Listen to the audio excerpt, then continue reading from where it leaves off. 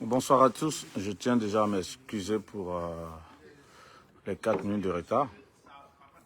On avait annoncé un direct live, une interview en direct live Facebook pour 18h00. Là, il est 18h04 à Abidjan. On va dire 20h04 en France. Notre invité, c'est Jean-Yves Roland DJ, ex-chargé de communication de DJ Arafat. Il sera là d'un moment à l'autre pour une interview live Facebook en direct. Voilà. Avant que Jean-Yves Roland DJ ne se connecte, avant que nous commencions donc l'interview live en direct sur la page Facebook actupeople.net, je voudrais déjà saluer tous ceux qui sont connectés. Merci de partager notre direct, merci. Cette date va rester dans la mémoire collective mondiale. 12 août 2019, 12 août 2023, cela va faire maintenant 4 ans que l'ex-star du coupé décalé DJ Arafat a trouvé la mort d'un accident de moto. 4 ans après, qu'est-ce qui reste de son héritage? Lorsqu'on parle d'héritage, on parle d'héritage tant culturel, musical que matériel. Et ce sont toutes ces informations exclusives-là que Jean-Yves Roland DJ il va nous donner toutes ces informations à travers donc un jeu de questions-réponses. Voilà. Le temps que Jean-Yves Roland DJ, qui est notre invité, se connecte, je vais vous laisser le temps de bien vous installer. Et puis bon, en termes d'actualité people, vous suivez un peu l'actualité people sur les réseaux sociaux. La toile brûle de pas mal d'informations, de pas mal de news à propos de nos people qui tiennent bien leur rôle. Voilà. Moi, je vais partager rapidement et je suis à vous.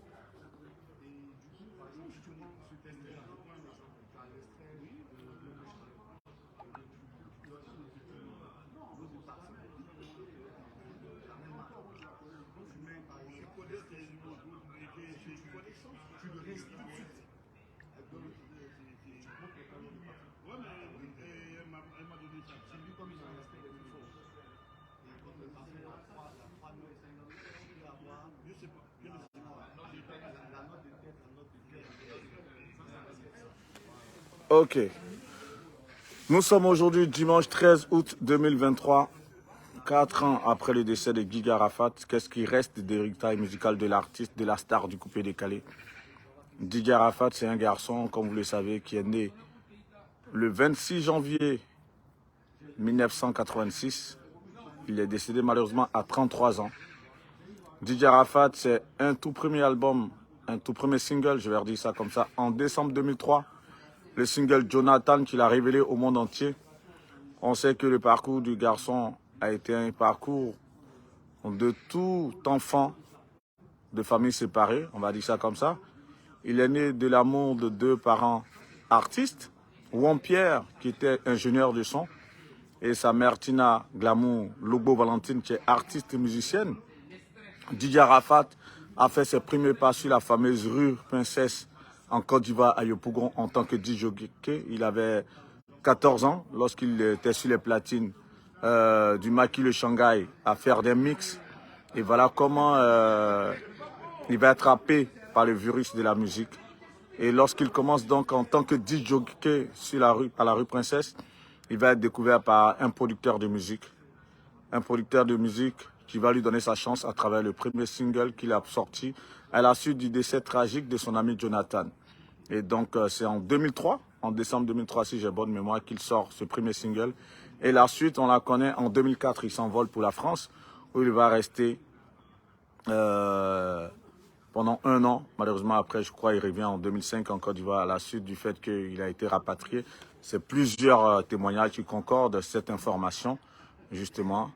Et quand il rentre, il rentre avec un single en son temps où on avait vu la participation de Christy B. C'était, je crois, à Talakou International, je crois, un single de belle facture. Après, il a sorti Kpangbo. Et on a vu un peu sa carrière se dérouler comme l'étoile filante. Il est parti avec une célébrité montante, une autorité montante, faisant le plein de pas mal de stades en Afrique, en Europe, un peu partout. Des salles bondées. Il a fait le Bataclan en France. Et il avait pour tourneur Désiré Quadjo, un grand tourneur, un grand promoteur de musique.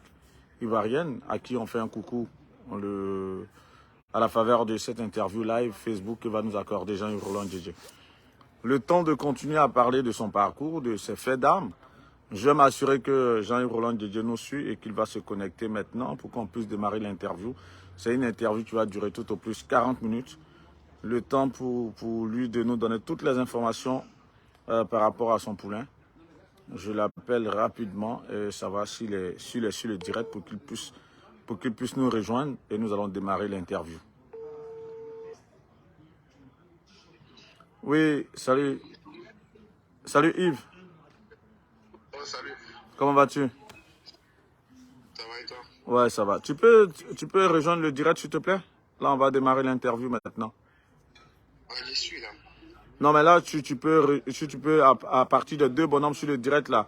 Parce que là, tu seras à l'écran, en fait. C'est une interview en live, il faut qu'on te voit à l'écran. Donc, si tu peux faire la demande, s'il te plaît. Ok, d'accord, ça marche. Voilà, juste sur les 2 bonhommes, tu te demandes à rejoindre le direct. Et moi, je t'envoie, je crois, l'invitation. Et quand tu acceptes, là, automatiquement, tu es en direct. Finalement, je t'ai pas eu tout à l'heure en off. Est-ce que tu as pu avoir Badro finalement? Pour qu'il puisse nous rejoindre aussi. Quoi ça? Il est indisponible. Ok, il n'y a pas de souci. Donc toi, là, voilà, et lorsque tu seras à l'écran, on démarre en même temps l'interview. La joue en cours, voilà, parfait. C'est top. Merci beaucoup. Donc, je peux raccrocher sur le téléphone. Salut, champion, comment vas-tu? Allô? Ouais, comment vas-tu? Je t'entends pas, hein? Là, tu m'entends? Je t'entends pas. Là, tu Je m'entends? t'ent- Non, je t'entends pas. Ah ouais? Et pourtant, moi, je Ouais. t'entends très bien. Je t'entends pas, je sais pas pourquoi. Et pourtant, moi, je t'entends très, Je sais très pas bien. pourquoi. Je t'entends plus là. Ouais, je t'entendais, mais là, je t'entends pas. Là, tu m'entends pas? Non, non, j'ai pas d'écouteur. Attends. Et pourtant, moi, je t'entends très, très bien. Allô? Ouais, moi, je t'entends très bien. Hein. Allô? Oui, allô, tu m'entends?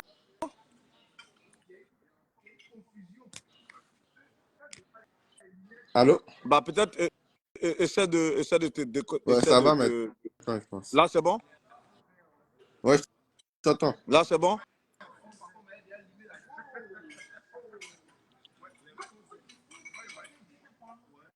Là, c'est bon? Allô? Allô? Waouh. Non, pas du tout. Là, tu m'entends ou pas?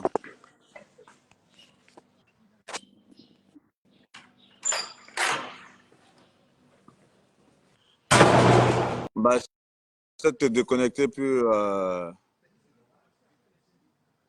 faire une nouvelle demande.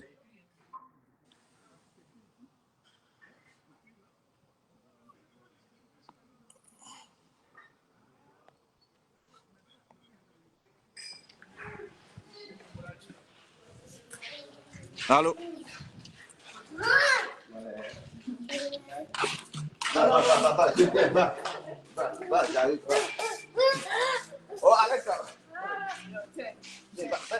Donc, comme on le dit, hein, ce sont les aléas du direct. J'espère qu'on va pouvoir rattraper le coup. Allô? Ouais, ce que tu fais, essaie de te déconnecter comment on appelle ça, de l'appel que tu m'as passé là, et tu fais une nouvelle demande, s'il te plaît.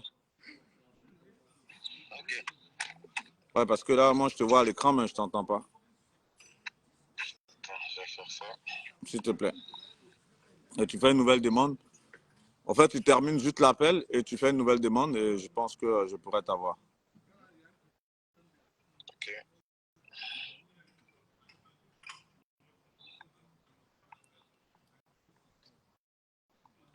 Là, je te vois, tu es à l'écran. Hein. Attends, comment je termine? Tu termines juste l'appel. Tu vois, tu dois avoir un écran où tu peux. Voilà, parfait. Donc, tu peux lancer maintenant une nouvelle demande et je pense que là, ça devrait pouvoir être bon.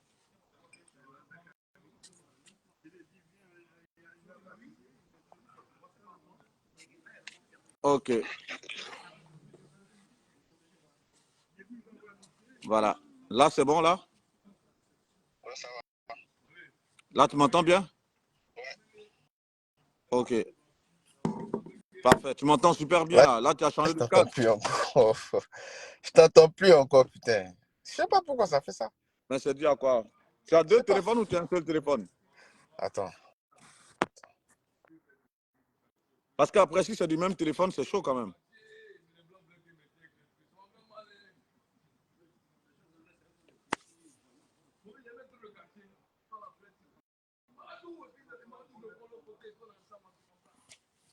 Bah, j'espère que Jean-Roland Djedje va trouver l'occasion de pouvoir bien se connecter. Donc, je vous parlais du parcours de Didier Arafat, justement, qui revient en Côte d'Ivoire en 2004-2005.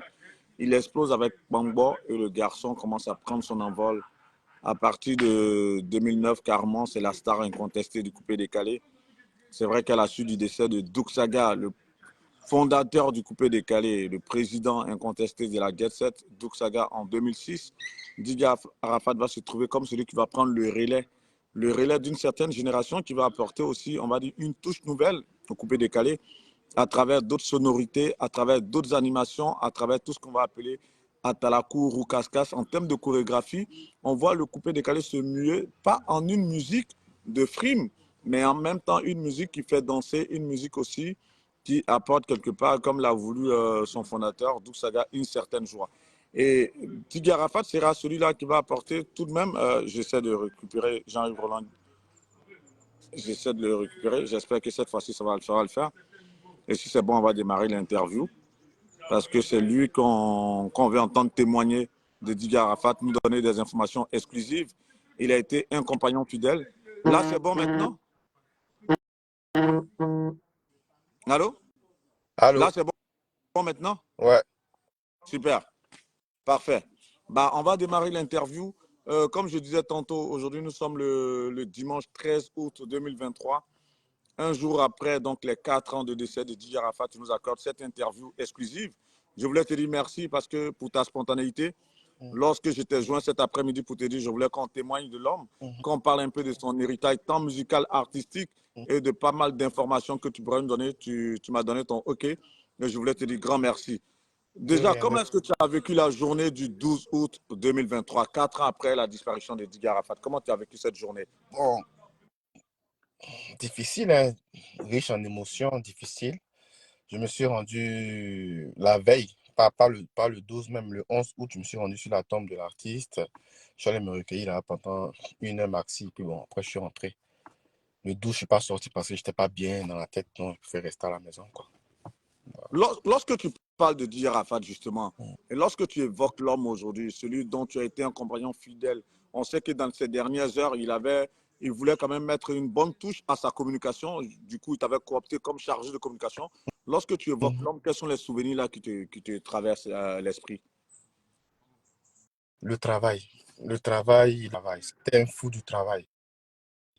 Quand tu collabores avec lui, tu comprends pourquoi il était au sommet, en fait, parce que c'était un fou du travail. Et je dirais que j'ai beaucoup appris avec lui en termes de sérieux dans le travail. Quand je pense à Arafat, c'est le travail. Voilà. Parfait. Le travail. Voilà. On commence Donc, par c'est le ça. début. Comment se fait votre rencontre? Comment est-ce que tu rencontres Arafat? Comment est-ce que tu le connais? Comment est-ce que commence votre collaboration? Bah, c'est un jour d'été 2016, quoi, 2015-2016. Il y a un numéro qui m'appelle sur mon téléphone, bien évidemment. Je décroche et j'entends la voix. Allô, ça va? Il dit oui, ça va. C'est qui, s'il vous plaît? Il dit c'est DJ Arafat. Et il dit non, je ne crois pas, en fait. Je ne crois pas. Donc, il dit va me faire un appel vidéo. Donc, du coup, il lance un appel vidéo. Et je vois la légende du coupé décalé. J'étais comme un enfant, en fait.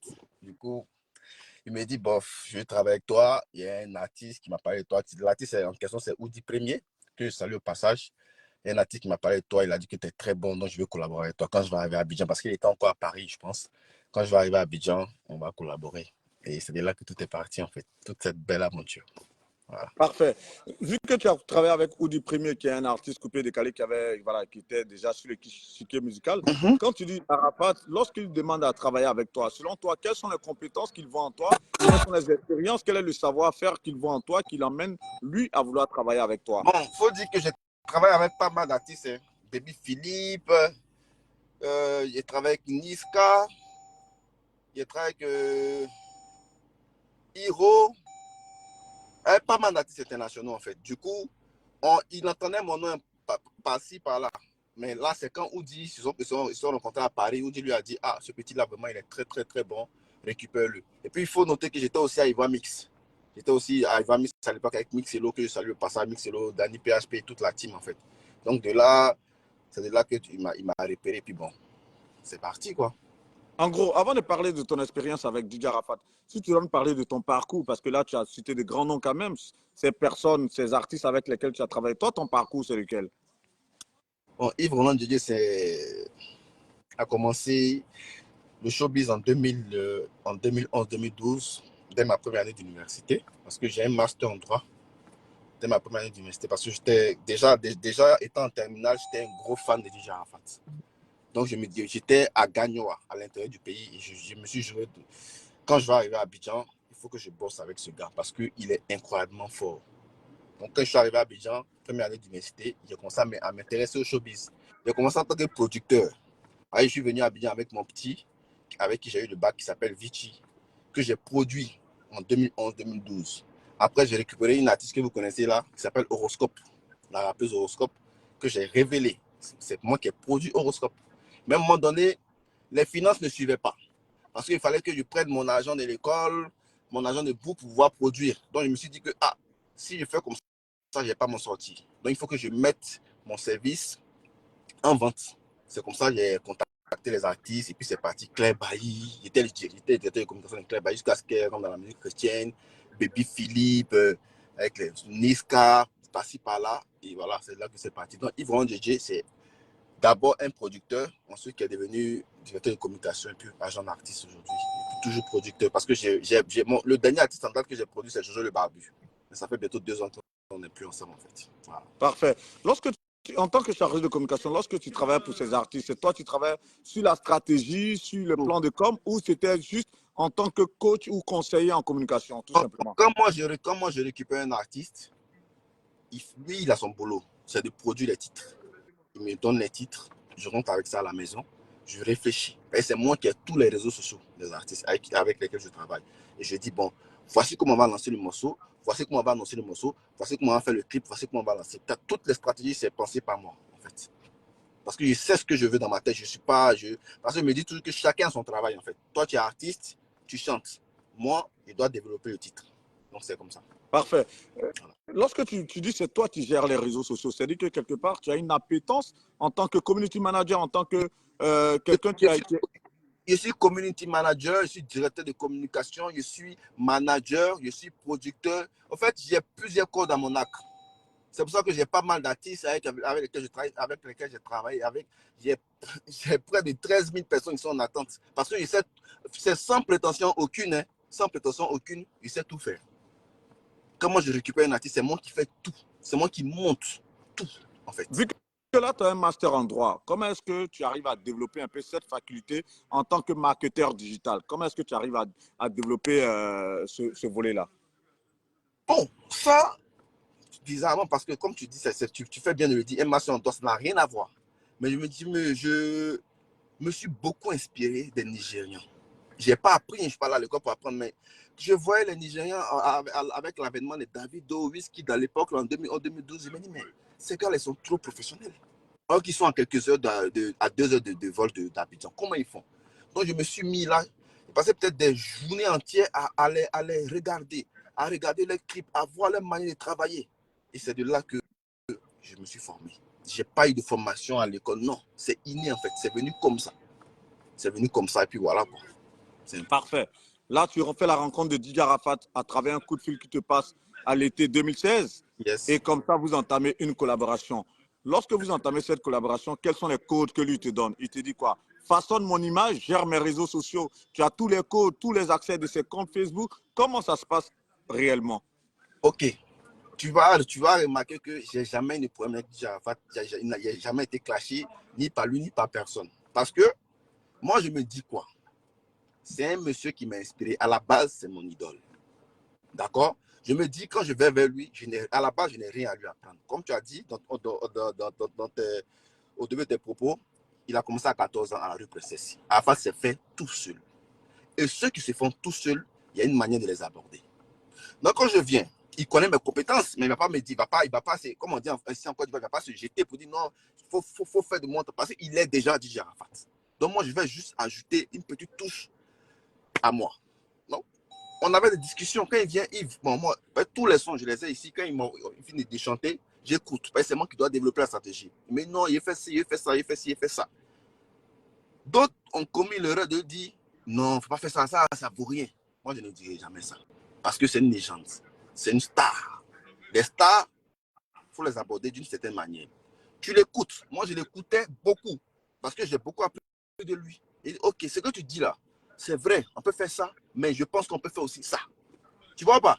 Donc, c'est-à-dire, je l'écoutais et ensuite j'apportais une idée. Donc, c'est comme si lui, avec lui, on travaillait ensemble. On se partageait les idées. Voilà, je n'ai pas peur de le dire. On se partageait les idées. C'est moi qui avais peut-être le dernier mot parce que c'était moi qui maîtrisais le truc, mais on se partageait les idées. C'était vraiment ça, en fait. Voilà. Pour beaucoup, DJ Arafat, il était son community manager, celui qui avait les accès de ses comptes. Est-ce que toi aussi, tu avais les accès des comptes Comme lui aussi, il avait les accès. Mais tu sais, DJ Arafat, c'est quelqu'un il démarre vite. Quand le sang est chaud, tu connais un peu ce genre d'artiste. Quand le sang est chaud, il pense au téléphone. Mais c'est nous, derrière, on doit rattraper. Tu vois. Moi, parce que quand tu lui dis non, je me rappelle, non, je ne vais pas parler de ça, mais bon, il Non, démarre mais vite. en fait, excuse-moi, mais on est là pour ça. Tu Parce vois, que c'est vrai que...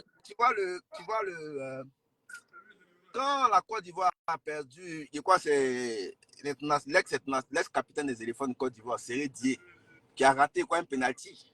Et il y a eu une injure juste après qui est. Tu te rappelles ou pas? Fait, où il a fait l'application, il a insulté Séré Dié, ouais. Là, je l'ai appelé direct, je lui ai dit, Big Boss, là, c'est pas bon. Il n'a pas écouté au début, mais après, il s'est ravisé. Même si on n'a pas retiré le poste, il s'est ravisé. Puis bon, dans la situation, il allait continuer. Mais là, c'est un exemple parmi tant d'autres, en fait. Voilà. Mais j'ai désamorcé beaucoup de bombes. Beaucoup de bombes. Je tiens à le dire. Parfait. Voilà. On va s'intéresser au fil de cet entretien, on va s'intéresser à votre collaboration, à pas mal de choses que vous avez faites à deux, en équipe et autres. Mais lorsque tu vois 4 ans après le décès de DJ Arafat, 4 ans après son décès, je ne sais pas si j'ai pu voir un peu l'actualité, si j'ai pu faire une revue de presse véritablement. Mais selon toi, est-ce que ces 4 ans ont été commémorés comme cela se devait d'être? C'est un véritable désastre. L'artiste qu'il a été mérite mieux. Il mérite mieux. Mais quand il y a trop de guéguerre, quand il y a trop de... quand chacun pense à son gain pécunier, c'est vraiment compliqué. Donc, il mérite mieux. Il n'y a pas de... Cette année, par exemple, rien n'a été fait. Parce que, en fait, le point avec DJ Arafat, si tu remarques, de l'an 1 à l'an 4, l'événement qui a le plus marché, c'est l'an 1. Et c'est Yves Roland DJ qui est à la base de ça. C'est moi qui ai créé le nom l'an 1. L'an, là, c'est Yves Roland DJ qui a créé avec son équipe de communication derrière. Et tu as vu comment ça a fait le buzz. Mais en fait, les gens, c'est dommage parce que il ne faut rien. Tu vois ce que je veux dire? Mais quand toi, tu prends une certaine initiative, ils viennent vers toi. Non, il faut penser à la famille, l'argent. Donc, ça décourage, tu vois. Moi, les gens m'ont appelé, Yves, mais pourquoi rien n'a été fait cette année? Non. Moi, je le dis clairement. Parce que tout comme nous, tu entends souvent, ils ne sont pas de la famille. Moi, je ne prends pas ça comme une injure. C'est la vérité. On n'est pas de la famille. Et moi, je ne vais jamais insulter la famille. Je m'entends très bien avec tout le monde, surtout avec ma maman Tina. Je m'entends très bien avec elle. On se parle tous les jours. Mais si les gens de la famille disent que tu n'es pas de la famille, tu ne te plains pas. On ne va pas se battre, excuse-moi, avec quelqu'un qui n'est plus là. On a bossé avec lui, on a vécu de super moments avec lui. S'il n'est plus là, que vous voulez faire des choses que la famille s'y oppose, tu te retires en fait. C'est pour ça que je pense que cette année, rien n'a été fait parce que je pense que pas mal de personnes, entre guillemets, on en marre.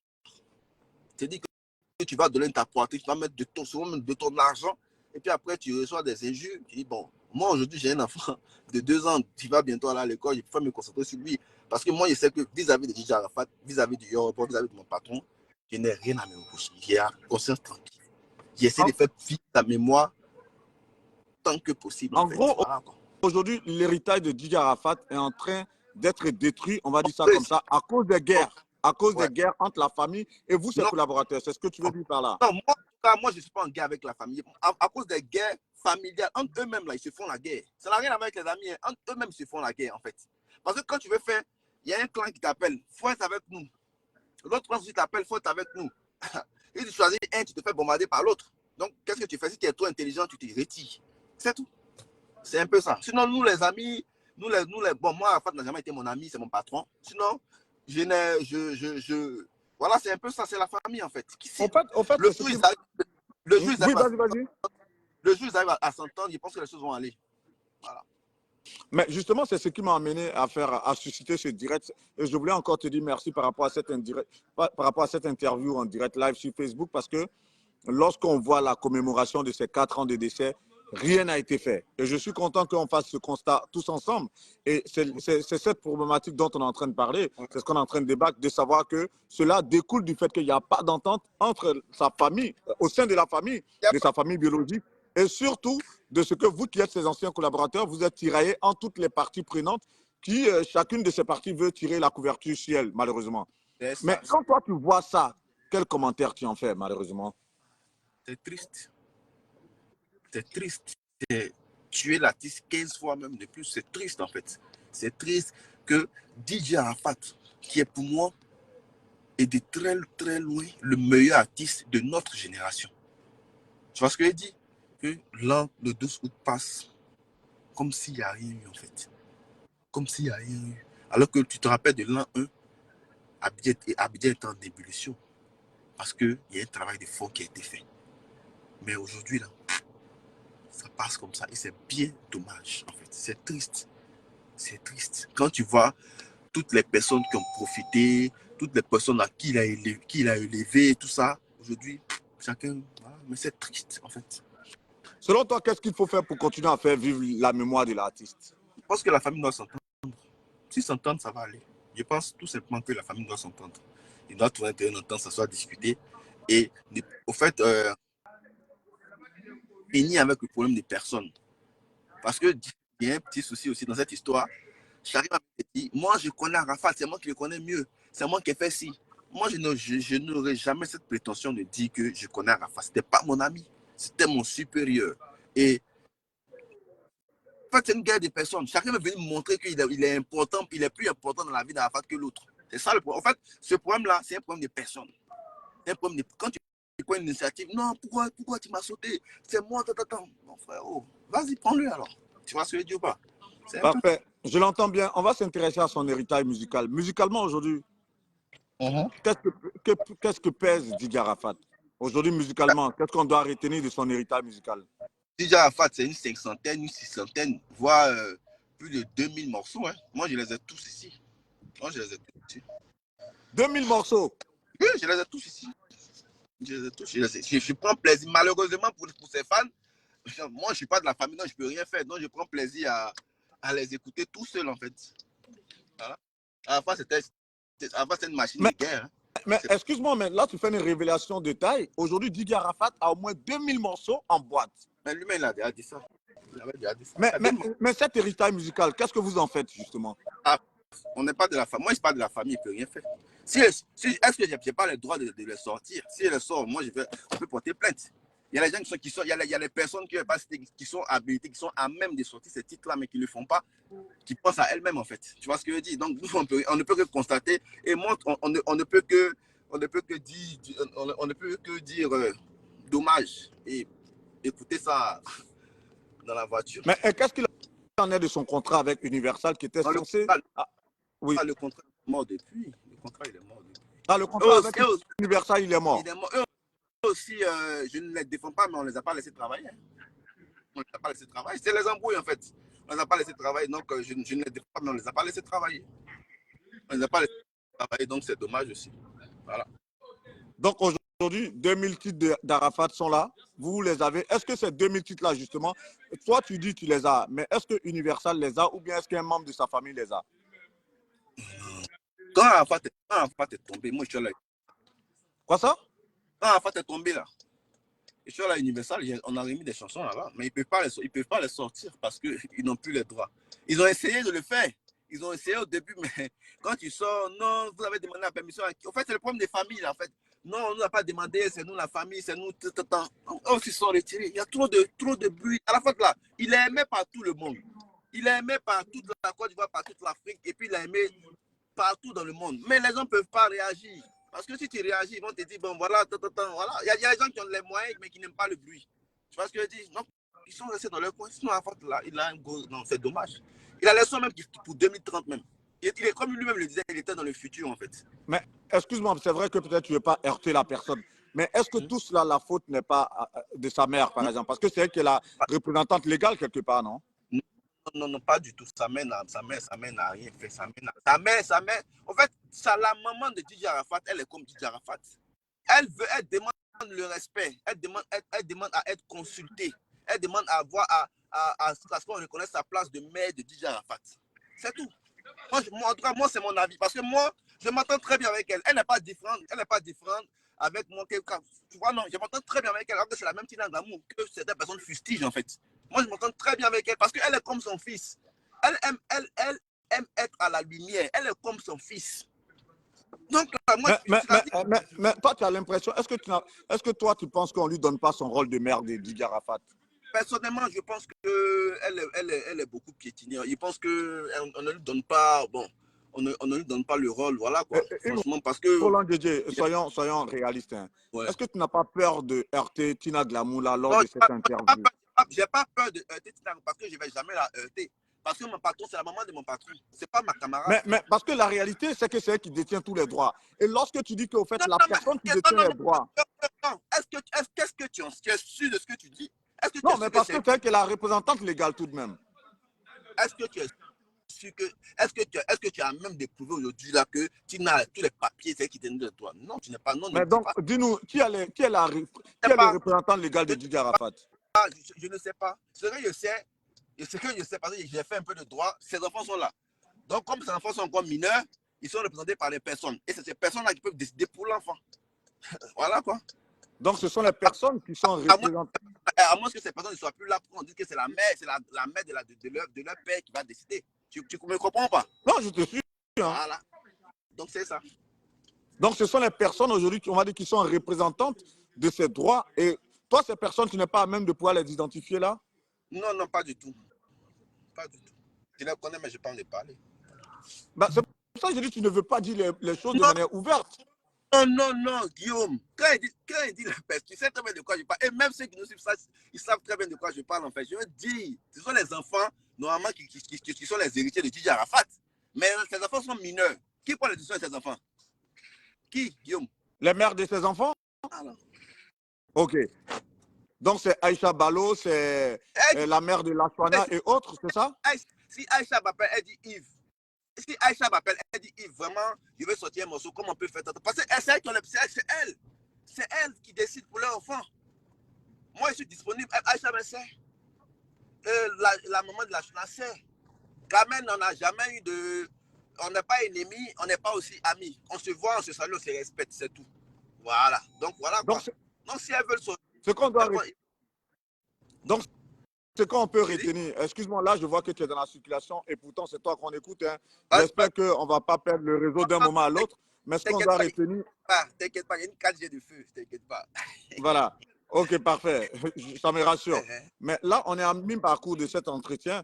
Et ce qu'on doit retenir de son héritage musical, c'est qu'on doit savoir aujourd'hui que Didier Arafat a plus de 2000 titres qui sont là, qui sont enregistrés, qui sont au plata et qui attendent ces titres-là, qui attendent d'être sortis. Malheureusement, ceux qui sont les ayants droit ne donnent pas encore le OK. C'est ce qu'on doit retenir.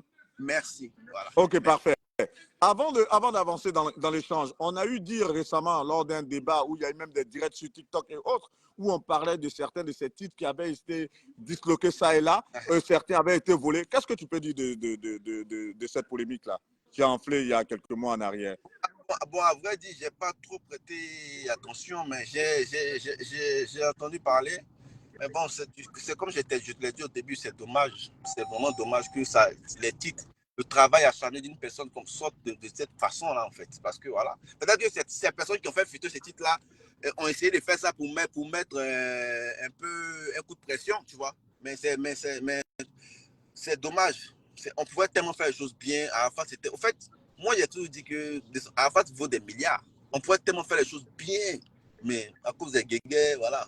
Mais est-ce qu'il est tard? Vous pouvez toujours reprendre les choses là où vous les avez laissées, n'est-ce pas? Guillaume, le jour que la famille là, va s'entendre là, tu vas voir. C'est que le pouvoir décisionnaire, c'est le jour que la famille va s'entendre là, c'est fini. Nous, on ne peut rien faire. Tu ne peux rien faire. Même si tu as la volonté, tu ne peux rien faire. Si on te colle un procès, tu fais quoi? On dit, monsieur, est-ce que vous avez l'autorisation? Non. Allez, on vous fout dedans. C'est ça, on ne peut rien faire.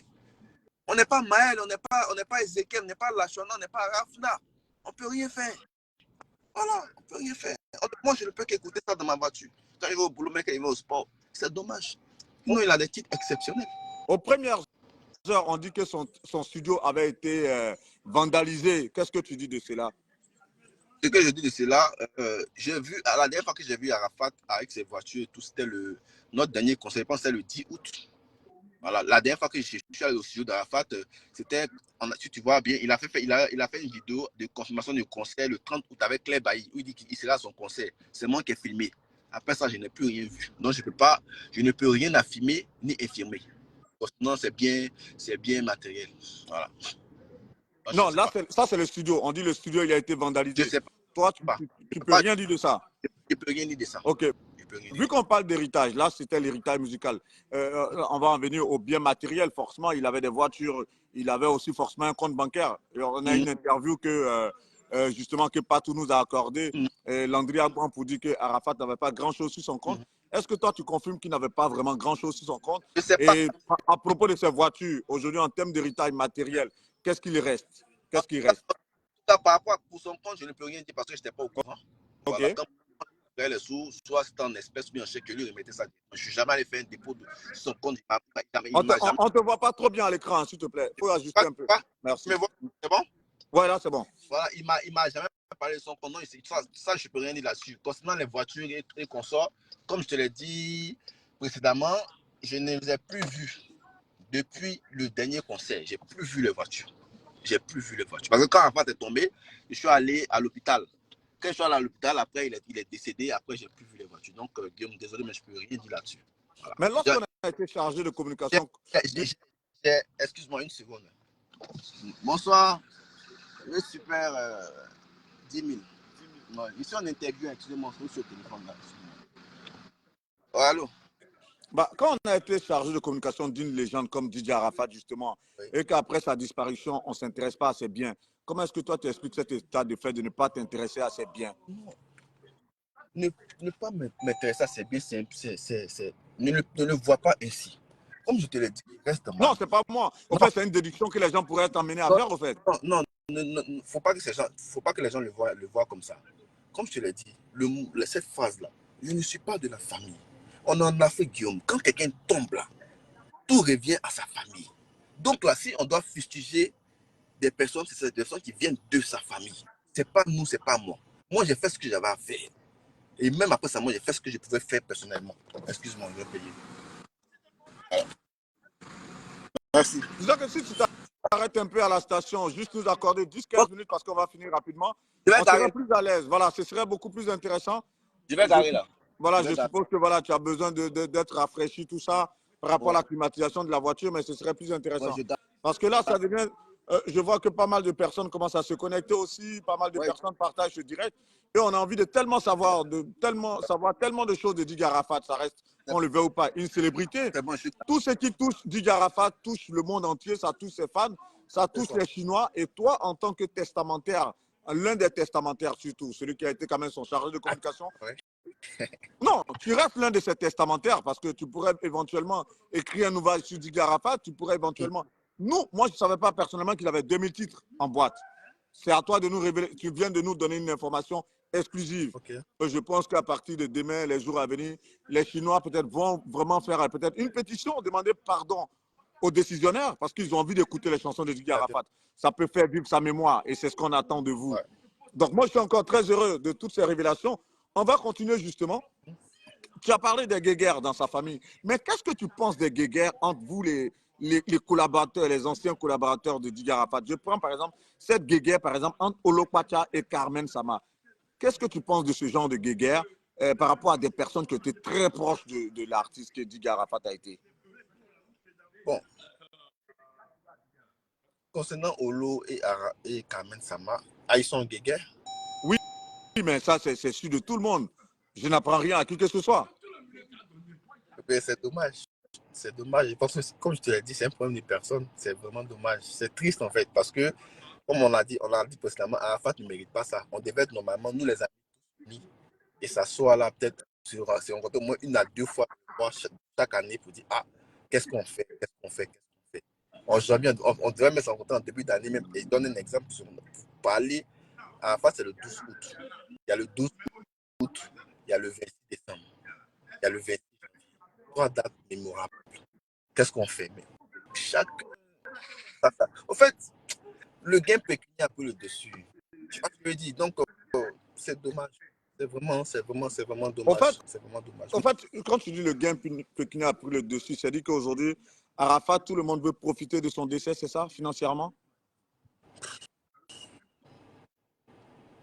Je dirais, parce que non, Arafat, il nous a beaucoup apporté. Aujourd'hui, moi, je donne une voiture depuis 17 millions, je le dois à Arafat. Moi, je n'ai et je pense que c'est la même chose pour les autres. Donc, je pense que pour ceux qui, on devrait mieux se comporter. Nous tous, hein, on devait mieux se comporter pour honorer sa mémoire. C'est tout ce qu'il demande. Et même avec chez nous, on peut aller démarcher des entreprises et puis avoir des sponsors. Même pas dépenser 5 francs de notre poche.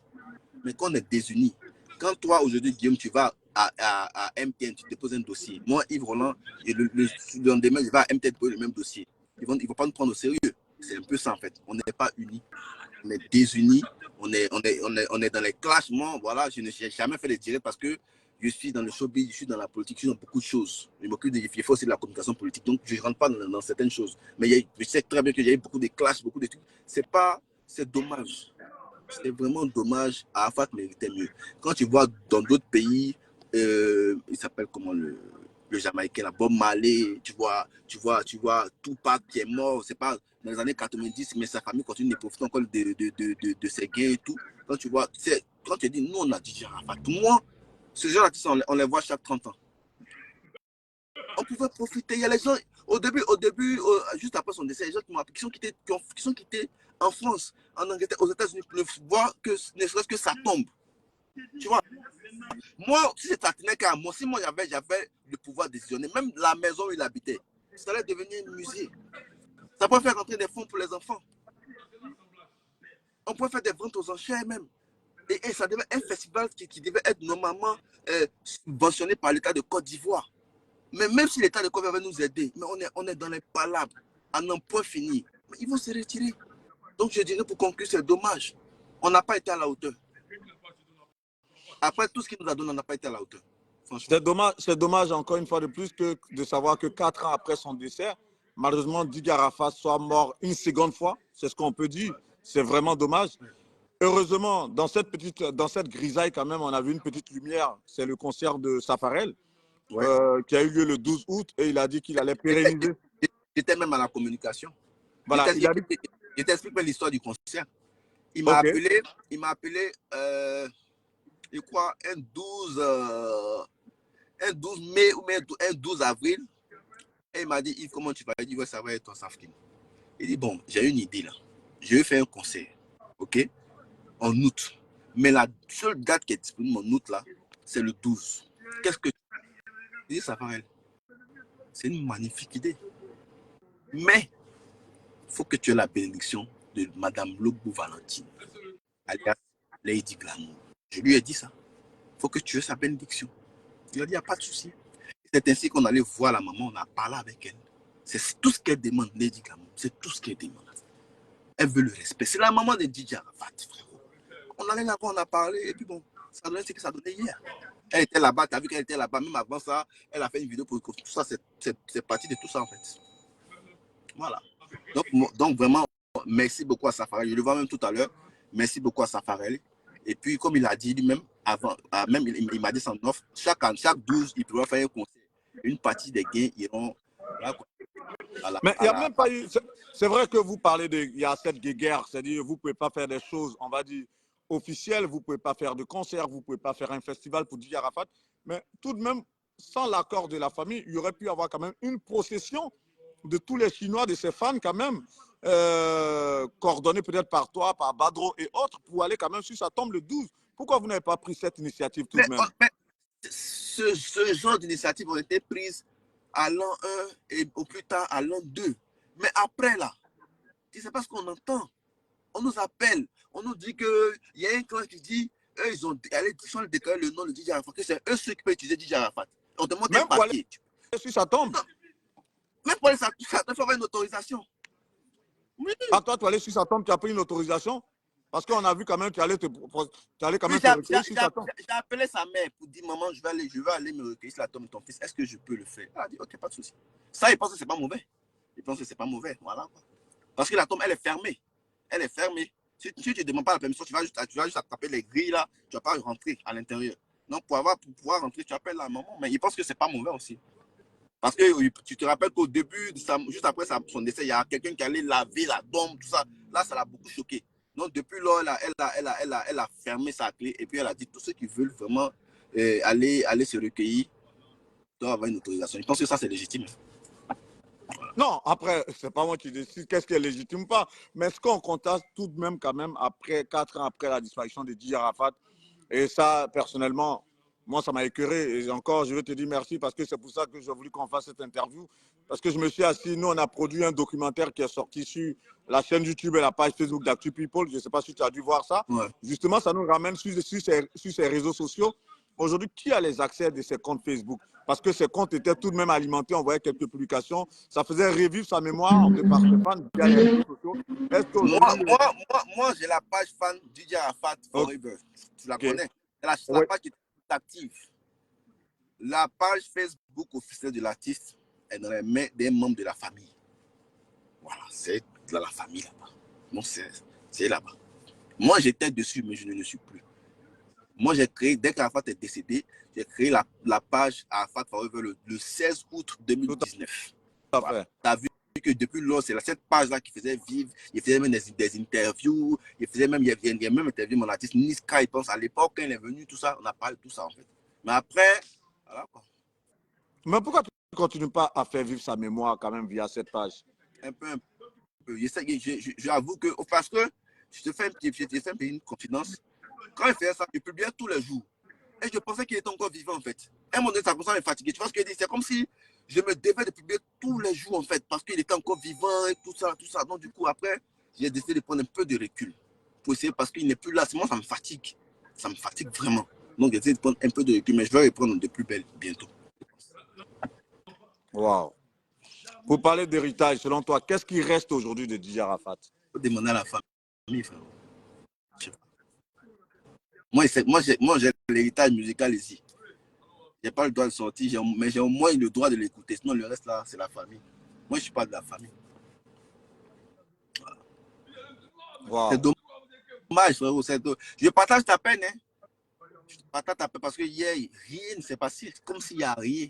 Mais c'est dommage. Mais c'est ça, en fait. C'est la guerre. Ce sont les guerres. S'il y a des choses assez fortes que tu as vécues avec Didier Arafat, que tu peux nous faire partager à la faveur de ce direct live Facebook, de cette interview que tu nous accordes en exclusivité, qu'est-ce que tu dirais? Cherche un peu dans ta mémoire. Nous, on veut à notre façon faire vivre un peu l'artiste parce que... Bon, j'ai une anecdote. Hein. Ouais, vas-y. Quand on a sorti Moto et on a battu le record de 1 million de vues en moins de 24 heures, parce qu'on a bossé, on a bossé sur la com pour pouvoir sortir le morceau et tout. Quand on a atteint les 1 million de vues, on était dans un club ici à Abidjan. Arafat était assis, il était à 1-2 mètres de moi. Et il m'a fixé comme ça dans les yeux, il s'est levé et il m'a serré la main. Il m'a dit, petit, tu es fort. Là, franchement, c'est un événement qui me marquera toute ma vie. Parce qu'une légende comme ça, reconnaître mon travail de la sorte pour dire vraiment, tu es fort. Ça, c'est quelque chose que je garderai au plus profond de moi. En fait. Voilà, c'est une anecdote. Vu que toi, tu gérais ça comme, est-ce qu'il avait les clashs arrangés comme on peut le dire? Pas à ma connaissance. Tous Pas à ma ces connaissance. clashs étaient vraiment des choses c'était des choses instinctives ou bien c'était des choses qu'il préparait? Non, non, non. Instinctive. Instinctive, ne te paraît pas. Il n'y a jamais, en tout cas, à ma connaissance, il n'y a jamais eu de clash. C'était des vraies batailles. Voilà. Ça aussi, c'est vrai que 4 ans après, c'est un débat qui n'a plus lieu d'être. Mais on dit aussi que son entourage, malheureusement, c'est cet entourage aujourd'hui qui est un peu mis à l'index. Mais on dit qu'il a été aussi victime de son entourage parce que vous qui étiez autour de lui aussi, vous ne pouviez pas dire les choses comme il fallait. Qu'est-ce que toi, tu réponds à ça aujourd'hui, 4 ans après? Quelle chose, par exemple? Quelle Dans chose? sa manière de se tenir, dans sa manière de gérer son image, Toi, justement, toi, d'être en toi, palabre avec beaucoup de personnes. toi, Guillaume, je te pose une question. Si Arafat, parce que moi j'ai dit, il y a des bons chanteurs et puis il y a des artistes. Être artiste, ça comporte beaucoup de choses. Guillaume, tu réponds-moi sincèrement. Si Arafat arrêtait de clasher, arrêtait d'insulter, qu'est-ce que toi tu allais dire? Dis-moi la vérité. Dis-moi la vérité. En tant que journaliste, Oui. je pense qu'on aurait pu positionner son image autrement parce que Arafat était déjà une méga star. Oui. C'était une célébrité. Oui. J'estime qu'il n'avait même plus besoin d'être constamment sur les réseaux sociaux pour qu'on parle de lui. Je Ça, c'est t'explique. mon point de vue en tant que journaliste. Mais est-ce que tu admires la carrière de Booba ou pas? Après, je suis pas trop le rap, mais Booba, justement, vu que tu parles de Booba, le fait qu'il soit aujourd'hui aux États-Unis, mais malgré qu'il est exilé aujourd'hui aux États-Unis, il a rempli le Stade de France. Pour tout te dire, il n'avait pas besoin de rester constamment en France non, je et de sais. continuer peut-être. Ce côté-là, je partage parce que je lui ai dit. Voici ce que je lui ai dit. Parce qu'un artiste, à un moment donné, tu prends une trajectoire. Tu vois, Fally Poupa, il a tout fait en Afrique. Arafat a tout fait en Afrique. Je lui ai dit, quand on a sorti Dos Sabado, je lui ai dit, parce que Dos Sabado a été lancé, on a lancé ça depuis la France. Je lui ai dit, reste en France. Tu as tout fait en Afrique. Tu as fait tous les grands stades. Prends la trajectoire. Attaque l'Europe. Parce que tu es le seul artiste ivoirien qui est respecté par tous les petits Français là. Les Dadju, quand ils viennent habiller, ils viennent te saluer chez toi à la maison. Les maîtres Gibbs, le son avec Gibbs a été enregistré dans ton studio. Il y a un son avec MAD qui a été enregistré dans ton studio. Le son avec Niska a été enregistré dans ton studio. Ils ont beaucoup de respect pour toi. Reste ici, fais ton truc. Mais ça, j'avoue qu'il n'a pas écouté ce conseil. Je le dis, pas un gars, mais je le dis ici, il n'a pas écouté ce conseil. Parce que c'est quelqu'un, je ne sais pas si c'est parce qu'il aimait tellement la Côte d'Ivoire. Quelqu'un, il est à Abidjan. Quand il a fait sur un morceau, on est là, ça prend, il est à Abidjan. Il quitte Paris, il vient à Abidjan. Pour la petite histoire, Arafat a signé à Universal Music France en 2014. Il est sur l'album, il est sorti depuis Belle Lurette. Mais quand il est à Paris, on prend sa chambre d'hôtel, tout ça. Quand il entend qu'il y a un son en train de mousser ici, il débarque à Abidjan. Et il pense que ça, c'était ce petit côté-là qui m'a. Voilà quoi. Il pense que moi, pour ma part, il est incomparable. Moi, je lui ai toujours dit que tous les artistes coupés de carrière là, tu es leur idole. En vrai, tu es leur idole. C'est toi qui les inspires. Et aujourd'hui, là, le temps me donne raison. C'est toi qui les inspires. Reste là-bas et puis fais la pluie le beau temps, comme ton idole Booba. C'est tout. Vu que la problématique de cette interview était l'héritage de Didier Arafat, moi, j'essaie de te donner une piste de réflexion. Je me dis peut-être que la solution peut venir de là.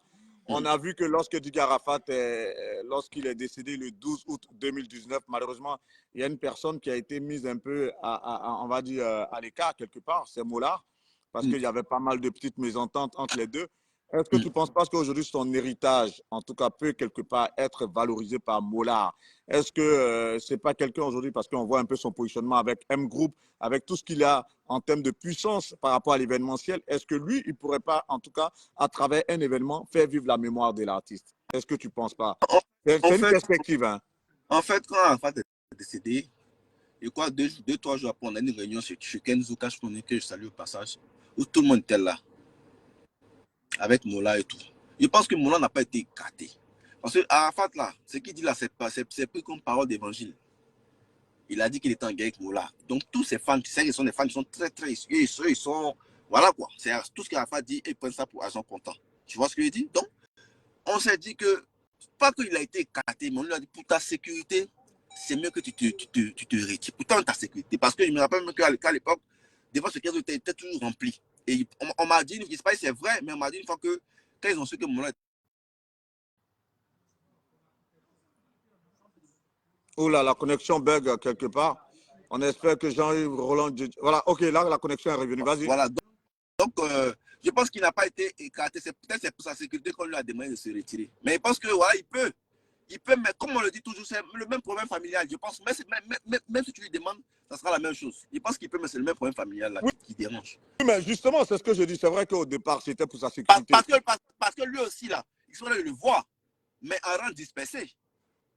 Un peut aller le voir, voilà, un autre aussi va le voir. Qu'est-ce qu'il fait?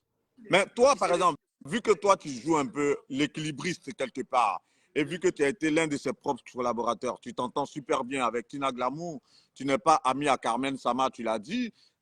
Mollard, c'est un vieux père dans le showbiz, tu le connais bien. Est-ce que tu ne peux pas avoir ce rôle de médiateur pour dire, maman, je pense qu'après 4 ans, on a fait trop d'histoires. La preuve, l'encadre de Arafat n'a pas été commémoré comme il fallait. On va voir le vieux père Mollard, il va nous aider parce que l'enseigne, il faut qu'on puisse quand même marquer cela d'une pierre blanche. Il faut qu'on se rapproche de lui. Est-ce que toi, tu ne peux pas jouer ce rôle de médiateur, vu que tu es dans un rôle d'équilibriste? Je vais y penser, Guillaume. Je te promets que je vais y penser et puis on verra. En tout cas, c'est une piste de réflexion. Ouais. Moi, ce que je voulais te dire encore merci. Merci infiniment. À l'occasion, on se verra peut-être une équipe d'ActuPeople.net va te rencontrer à Abidjan pour une interview pour notre média digital. J'arrive à Paris lundi. Ah, le lundi, tu seras à Paris. Bah, moi, je vis à Nantes. Ce sera avec un grand plaisir. Quand tu es là, tu me dis si je peux monter sur Paris ou si à l'occasion tu peux venir sur Nantes, on se verra. En tout cas, merci encore pour cette interview.